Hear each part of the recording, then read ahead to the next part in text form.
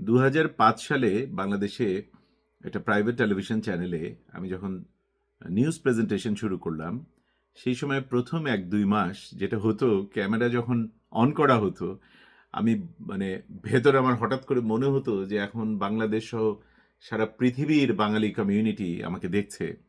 এখন থেকে এক্স্যাক্টলি 20 বছর আগের কথা। তখন আমি স্পষ্ট নিজের হার্টবিট নিজে শুনতে পেতাম। আমি আমার থেকে অনেক বেশি দিন নিউজ পড়া একজনকে জিজ্ঞেস করলাম, বয়সে সে আমার ছোট, যে এটা কিভাবে যাবে?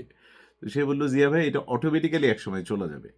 আমি নিজের সাথে একটা নিজের বোঝাপড়া করলাম এবং সেইটা খুবই ইফেক্টিভলি আমাকে ফল দিয়েছে।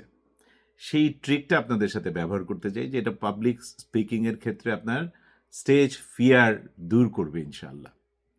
আমি চিন্তা করলাম এবং এই চিন্তায় কনভিন্সড হলাম যে আমার সবথেকে আ আ কমফোর্টেবলি গল্প করতে ভালো লাগে যাদের সাথে, যে মানুষগুলোর সাথে আমি খুব নির্দ্বিধায় গল্প করে যেতে পারি। আমার ক্যামেরা যখন অন হবে তখন আমি ভাববো আমি ওদের সাথে গল্পই করছি। ওদের সাথে আমার এই কথোপকথন, এই আলোচনাটা বা সংবাদ পরিবেশনা, এই গল্প সংবাদের এই গল্পটুকু আমি ওদের শোনাচ্ছি। এটা আমার জন্য ভীষণভাবে কাজ করেছিল। ট্রাই করে দেখতে পারেন।